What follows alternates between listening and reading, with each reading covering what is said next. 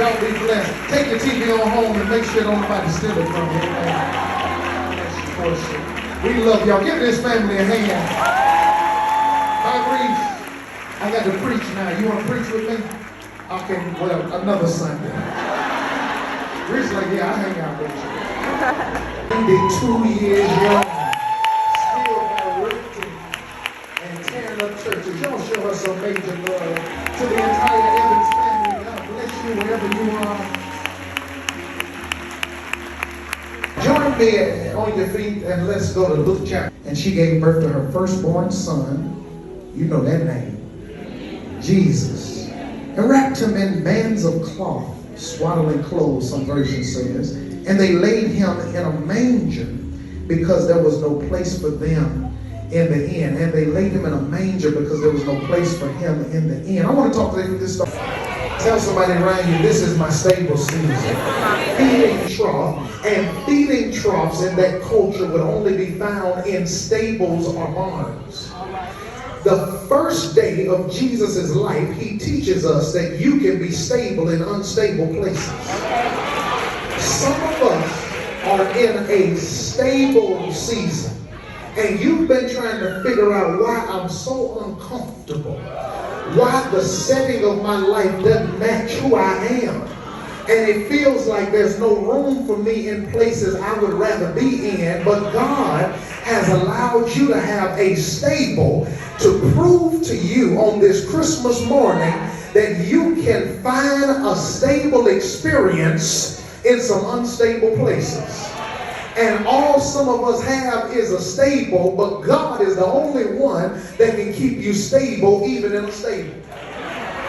A stable that stinks, a stable that's surrounded with animals, a stable that is not hospitable, a stable that is not sterile, a stable that is not uncontaminated. This is not Northwestern that Jesus was born at. This is not Rush.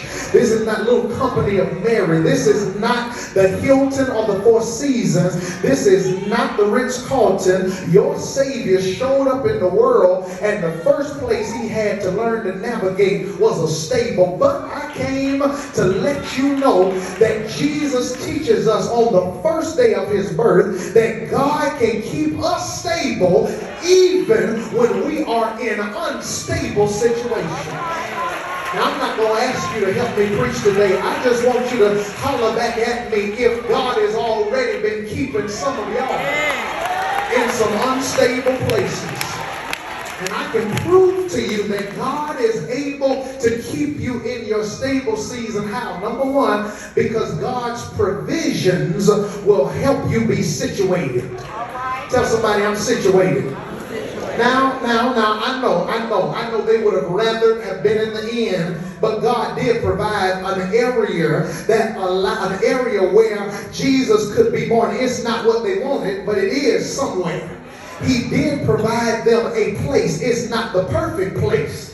It's not the most hospitable place. It is not the ideal place, but he did provide some space of grace so that Jesus could be born. And I just want you to know on this Christmas morning, instead of you focusing on what you wanted that you did not get, can you thank God for what he did give you?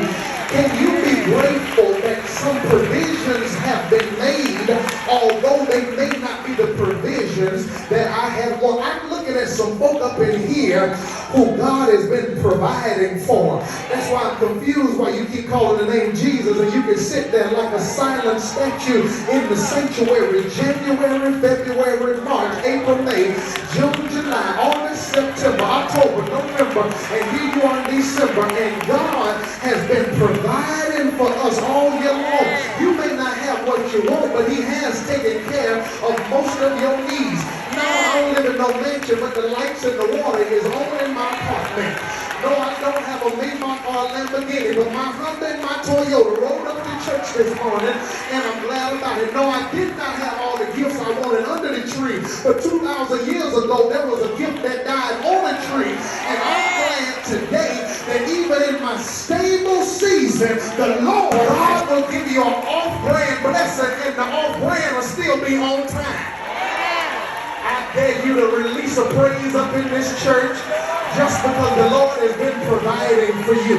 Matter of fact, tell your neighbor beside you, he's met all my needs. Yeah, and if I get happy, it's because I'm thinking about here in the stable with these stinking animals. I didn't have a crib or a bed to lay my newborn baby. I got a manger.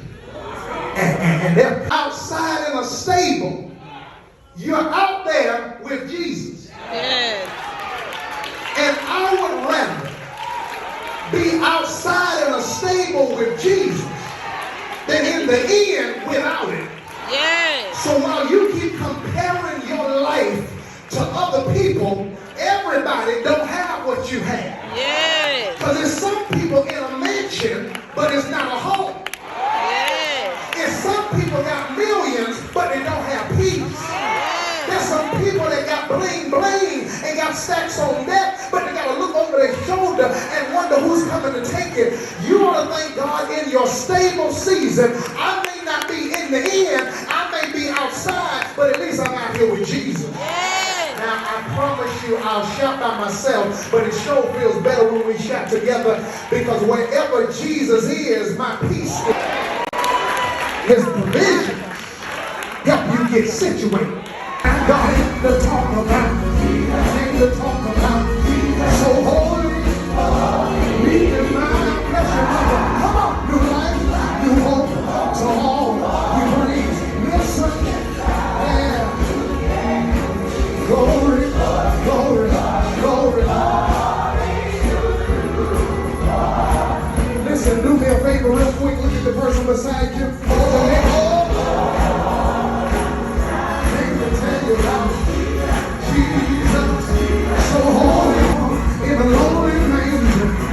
The Virgin Mary was his mother, and Joseph was his earthly father.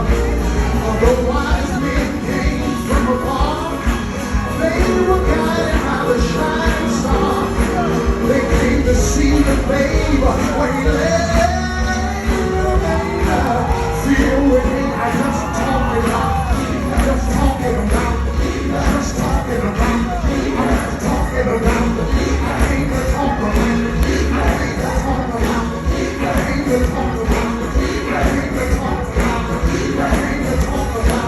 My favorite subject is Jesus.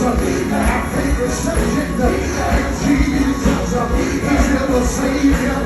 He's here to keep all our sins and griefs to bear. What a privilege it is to carry everything, y'all. Everything, y'all. Everything, y'all.